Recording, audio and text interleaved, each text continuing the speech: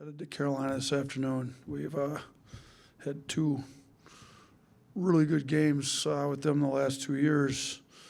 Neither one of them have been a home or away game, though. They've both been neutral site games. We were fortunate to get two close wins. I think they're both 2-point games, so I'm sure they'll be more than ready for us. They're obviously a really good program. They got one of the better backcourts in the country. They're averaging almost 50 points amongst those three starting guards they've got. So we're going to have to be significantly better, on our offensive side. We got to take care of the ball. I thought we had a major problem in Vegas turning the ball over. And it cost us the game against Oregon with way too many in the first half and some costly ones late. Then defensively, we're nowhere near where we need to be. So we've got, and they're going to test our defense. They got the number 5 rated offense in the country right now on Ken Palm. They're good. They run good stuff. They play fast. They're actually playing faster than we are. So our transition defense is going to have to be great. They're a little different than when we played them in the past. They had Baycott in the past, and they went into the post a lot more. It's a lot more guard-oriented this year. So our guards are going to have to do a better job on, guarding their backcourt. And then I'm sure a question will come up. We did get an MRI on Latrell. It got back to us yesterday evening. This morning, I think, maybe is when we finally got the final word that he did rupture his Achilles tendon. So he's out for the year, which is disappointing. I mean, he's leading the team in three-point percentage, is one of the better shooters in the country. He's going to have surgery on it on Wednesday. We expect him to make a full recovery. It's obviously not a quick recovery from Achilles, but they're confident that Dr. Norman Waldrop's going to do surgery and that he'll be able to get back to a high level of basketball, after his recovery. But he's out for the year. And then Chris Youngblood is practicing every day, getting live basketball. We got to get to where he feels comfortable to start playing in games, and there'll be a ramp up. We have a minutes restriction once he's able to start playing in games too, and I'm still not sure when that's going to be. So a little bit short-handed in the interim, but we should be getting Chris back here pretty soon and hopefully getting him to full strength as quick as we can. Coach, on Latrell, just what do you say to him to kind of keep his spirits up? And is there any possibility you kind of look at a medical red shirt for him?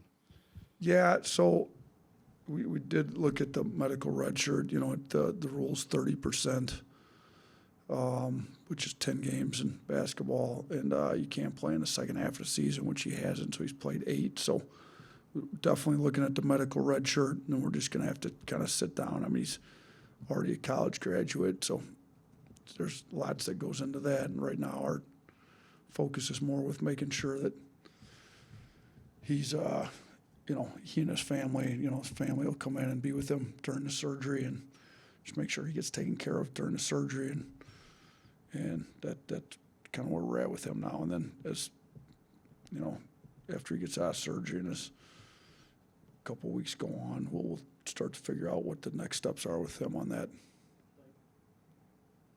Hey, Coach, just being shorthanded, losing Reitzel for the year, has there been any consideration to maybe burning Houston Melez redshirt and playing him this season? Yeah, we've talked about it, talked to him and his dad. It's still on the table. We're, kind of trying to see what's you don't want to mess up what's best for the kid. In my history of coaching, I always try to do what's best for the player, and so most of the time, what's best for the player is best for the program. We're trying to figure out would there be enough minutes to make it worthwhile. So that's definitely on the table, though. We've had those discussions here over the last couple of days. Yeah, with the struggle in turnovers, what have you kind of attributed to that, and how do you kind of fix that heading into a game, like you said, with the transition? And yeah, we've done a good job. These last 3 games were really bad. Look, the number one thing, in my opinion, is we've had issues with our spacing. Like, with just too many guys crowding the ball. There's not enough space on the floor to make plays, and we're driving into crowds, and then driving the crowds, and that's what you'd expect to have happen. Some of it's just being casual with the ball. You know, we had too many of those. We just weren't strong. Ball security wasn't great. So, you know, if we can get I think we had 20, 15, and 15, so 50 turnovers over the 3 games. You know, if we can get those down to closer to 10 to 12 instead of up there in that kind of 17 to 18 range, I think we can significantly improve our offense. I also think spacing will help our shooting. Our shooting hasn't been what we thought it would be this year either. But I think we've guys got to kind of learn how we want them to play. Sometimes we've put a huge emphasis on cutting over the last couple of years, and it's been great. Our field goal percentage has gone up. Our turnovers have actually been at their lowest last year, you know, but we also got to figure out how to cut and space, and right now we're not spacing real well. So we've been big point emphasis on getting our spacing correct over these last few days. Yeah, Nate, just with excuse me, being shorthanded in the guard rotation, what have you seen from Aiden, and just how much more of a jump is he going to have to take to help you guys, maybe if he gets some extended minutes? He's been good. I mean, he's not shooting it quite as well as we'd seen him shoot it in practice. And again, I think some of that goes into we got to space the floor better. We got to get guys to move the ball and get better shots. But he's been playing pretty well. I thought his defense is really improved. You know, he hasn't been a big issue with the turnovers. He's actually taken care of it pretty well himself. So with Reitzel being out as many minutes as Reitzel was playing, he's going to definitely be getting more minutes, you know, provided he plays well in his minutes, guards and takes care of the ball. And, the shot making will come as long as we keep moving the ball and spacing it well. Coach, one of your colleagues recently, Coach Hurley, said that he didn't really like his experience in Maui. I want to ask you, what was your experience like in Las Vegas? How do you think the MTE maybe helped your program, and just overall thoughts on the event? Yeah, I mean, we've always done an MTE. You know, theirs was a little different. They played 3 straight games. We're planning on going back to the Players Area event. I thought it was great. The accommodations was great. You were in the same building that you played in at MGM. You know, they did a great job taking care of us. The food was great. The competition was good. We had best officials in the country doing it. So, we're going back next year to the Players Era. Now, you know, I know Dan pretty well, and I haven't talked to him since their Maui experience, but, you know, that's a long flight to Maui. You know, they played 3 straight games. So, it's a little different. I'll say this, though.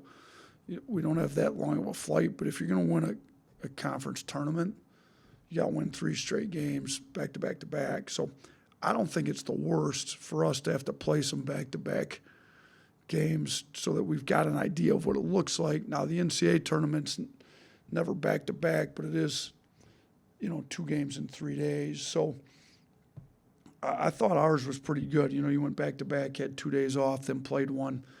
You know, maybe I think the original plan was to go Tuesday, Wednesday, Friday, which wouldn't have been bad. You get it back-to-back, and then you get one game there where you've just got one day between, which is kind of a combination of SEC tournament where it's every day you're playing, and NCAA tournament where it's every other. So I liked our MTE. I thought the competition was good. It would have been even better if we'd have won the last game, but I thought it made us better, and I thought everything was top-notch out there. Hey, Coach, you mentioned it in your opening statement that UNC has a really good backcourt. 3 of them are averaging over 14 points right now, but more specifically, what have you seen from preseason All-American R.J. Davis? Yeah, their backcourt, I think, is averaging 14, 16, and 18, so almost 50 between the 3 of them.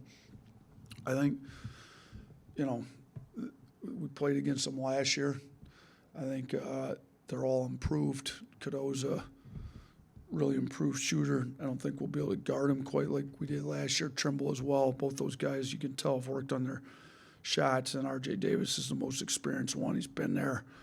He's one of the best guards in the country. He's a high-level shot maker. I mean, he kind of can get to the rim. He can pull up.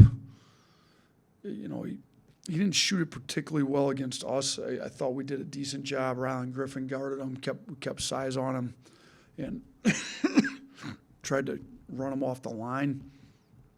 I think he was 0 for 9 from 3, if I remember correctly. I don't have the stats in front of me from the game last year, but he didn't shoot it particularly well. I thought Rylan did a great job guarding him. He's a much better shooter than that. What we saw in that game, I think.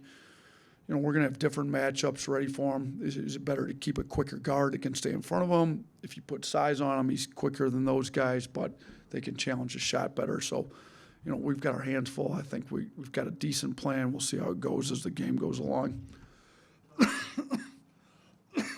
Speaking of RJ, and him and Mark have both kind of seen their three-point shooting go down a little bit this year. Is there anything behind that, or is it just a matter of time, you know, before they kind of start ramping it back up? And then kind of like, how do you approach that?